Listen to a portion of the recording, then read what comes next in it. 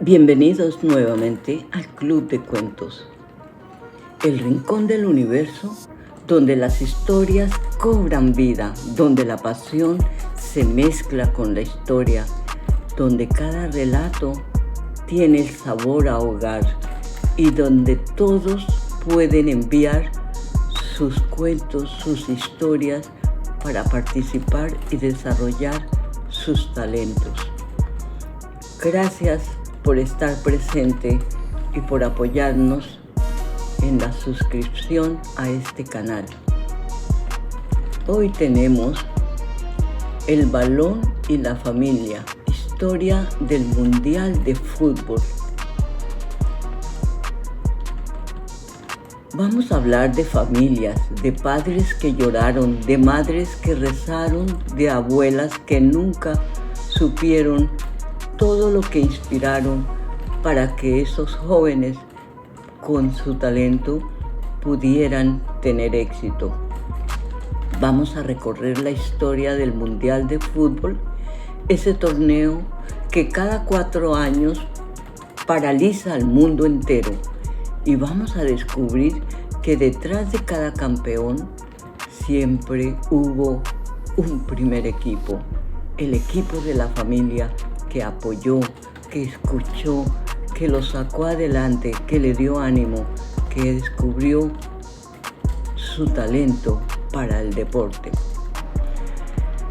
Corría el año 1930, el mundo era otro, no había internet, no había televisión, no había redes sociales, y sin embargo, un país muy pequeño, un país que se asoma al Atlántico como queriendo asomarse al resto del mundo, Uruguay, inició algo enorme, el primer campeonato mundial de fútbol.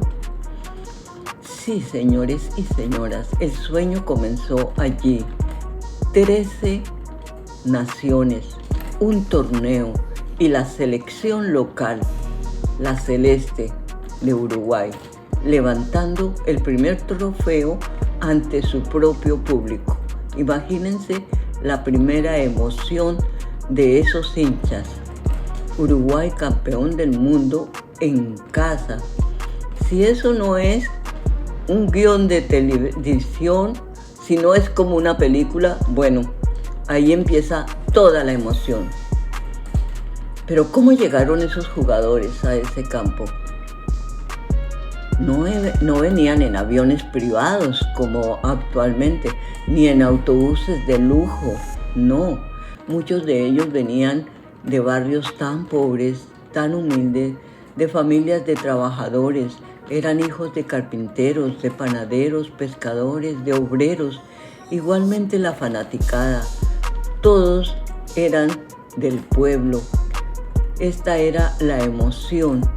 Por eso los protagonistas tenían esos sueños en su juventud de salir adelante para poder vencer las limitaciones de la pobreza y conocer lo que es el éxito. Al mismo tiempo aumentan los hinchas, estos fanáticos que dan vida, energía, que protagonizan con una emoción casi de hipnotismo, de la gran danza magistral que produce el soccer. El fútbol en esta era es un legado de barrio, se aprendía en las calles, polvorientas, con balones de trapo si era necesario.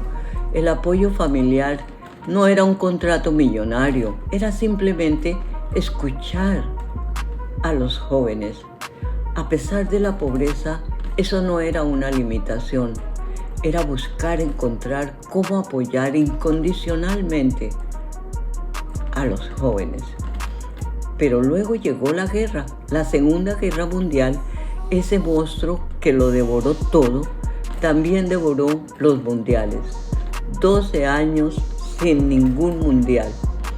No hubo torneos, el mundo tenía cosas más urgentes, pero el fútbol esperó, como siempre lo hace, porque el fútbol es paciente.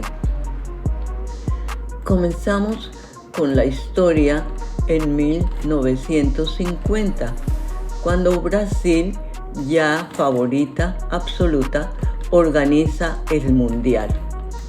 El estadio de Maracaná, recién construido, es el más grande del mundo, 200.000 personas. El partido final, Brasil contra Uruguay. Y pasa lo que menos pensaban.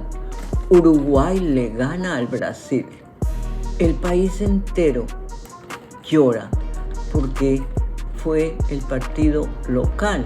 Perdió Brasil. Entre ese mar de lágrimas hay un hombre que es el padre de uno de los famosos del futuro. Es el padre de Pelé. Era un futbolista frustrado que soñó con brillar, pero que las lesiones que tenía en su pierna y la vida limitada de pobreza no le permitieron seguir con el deporte. Pero su hijo, que ya tenía 9 años, se dio cuenta de que su padre sufría por su derrota y le dijo: no llores, papá, yo voy a ganar un mundial para ti. ¿Y saben qué? Lo cumplió, no una vez, 3 veces, en 1958, en 1962 y en 1970. 3 títulos mundiales, el rey del fútbol, el jugador que convenció al mundo de que este deporte es arte, es poesía, es danza, es magia pura. La madre de Pelé, doña Celeste Arantes, estaba siempre presente, estaba siempre apoyando, estaba siempre buscando cómo podía practicar ese deporte.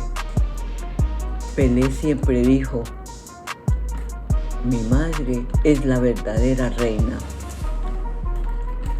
Doña Celeste creció en la pobreza extrema. Ella, aunque se opuso inicialmente a que Pelé jugara porque ya había fracasado el esposo con esa lesión que había sufrido en la pierna, ya tenía mucho miedo de que su hijo sufriera igual. Pero ella representa a la mujer que protege el patrimonio familiar. Fue la administradora, la disciplinada, que permitió que Pelé nunca perdiera su horizonte. Aunque falleció recientemente a los 101 años, sigue siendo símbolo de sabiduría y longevidad. Y aquí sucede algo extraordinario. Para los años 60 llegó la televisión. De repente todo el planeta podía ver a Pelé, un muchacho brasileño de color, también que era muy pobre, hijo de un futbolista que fracasó y se convirtió en la primera superestrella global del deporte. El poder que hizo a la promesa de su padre. Mientras tanto, en Estados Unidos empezaba a dar sus primeros pasos serios. Los americanos le llamaban soccer para diferenciarlo del fútbol americano, y aunque tardó en prender la semilla, todavía ya se estaba iniciando para prosperar ese deporte. Años después, cuando Pelé se retiró del Santos del Brasil, se integró al Cosmos de Nueva York. El rey llegó a América y América nunca volvió a ser igual, porque empezó la pasión, la motivación del soccer. Es así como la familia siempre inspira. La familia es la razón por la que un niño se levanta temprano a practicar, por la que un niño aguanta el frío, por la que un niño corre aunque le duelan los pies, porque la familia es la promesa, es la motivación, es el desarrollo, es la base para que los talentos salgan adelante con éxito.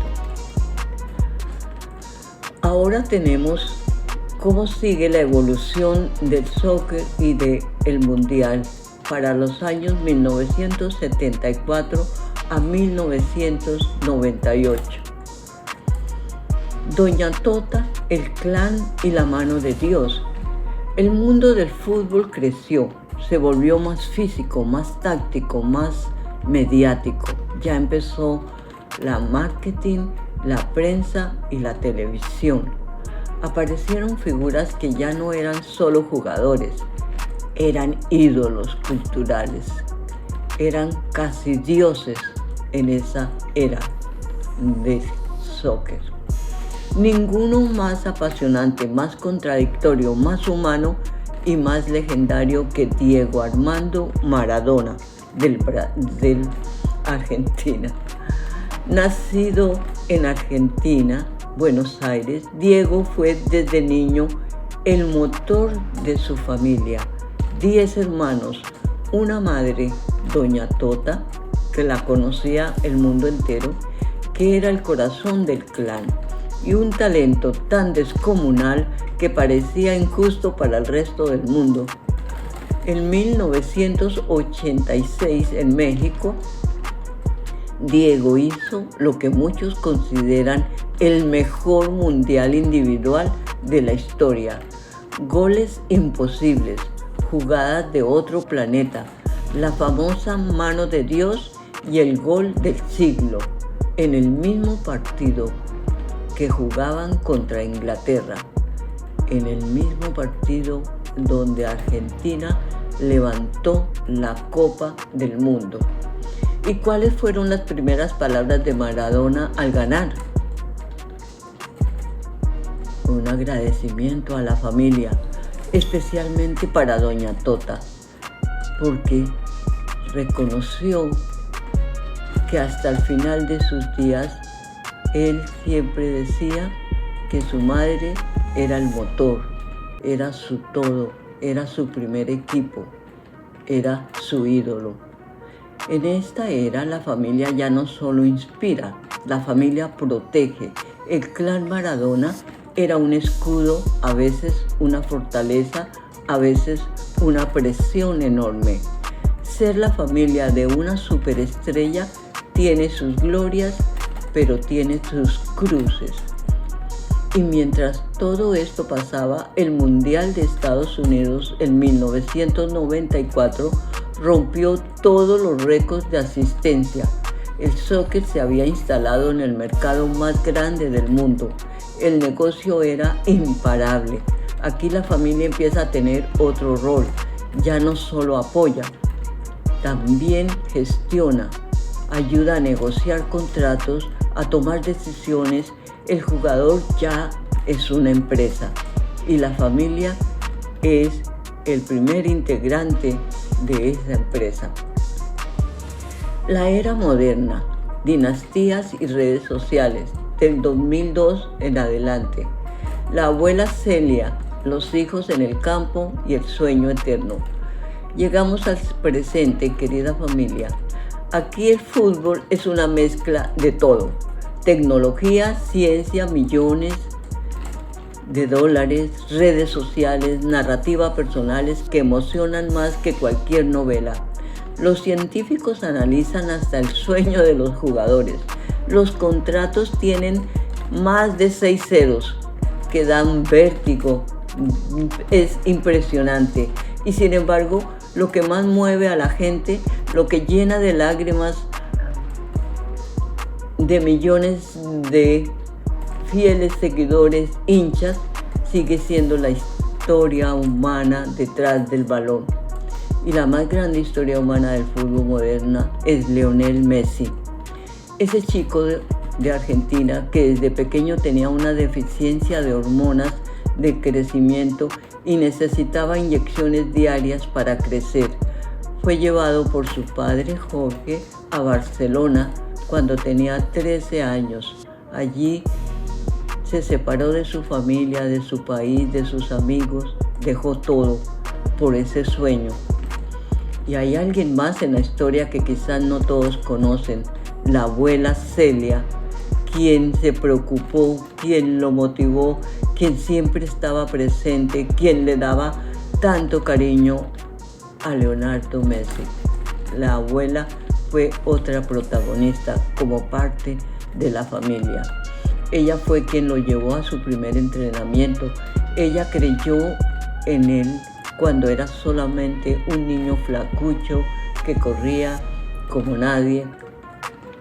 A pesar de su incapacidad, Leonardo Messi demostró todo el talento desde que era pequeño y la abuela creyó en él.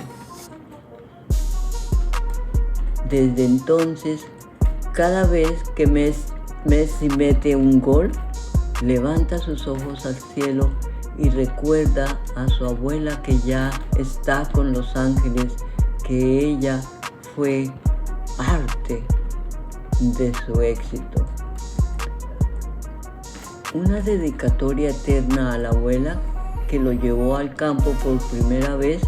Él siempre la ha recordado en muchos de sus juegos y en muchos de sus éxitos. En Qatar, en el 2022, después de 35 años de sequía argentina, Messi levantó finalmente la Copa del Mundo y en el campo corriendo hacia él estaban sus 3 hijos, Thiago, Mateo y Ciro, con su camiseta, celebrando con papá el título más esperado de la historia. Ahí sigue la historia de la familia de generación en generación. Es así como tenemos varias historias, como también podemos ver la historia de muchos otros futbolistas importantes que no los vamos a mencionar hoy porque vamos a tener la segunda parte de esta historia. Estas son las historias básicas. Espero que en la segunda parte puedan escuchar las historias de otros países como Colombia, México, Centroamérica. Todos estos tienen talentos y familias que han estado presentes en este maravilloso juego del soccer. También vamos a ver historia de los fanáticos, de los hinchas que han sufrido tanto para estar presente en el Mundial y que ya se están preparando para el Mundial del 2026. Nos veremos en esta próxima parte de la historia del Mundial.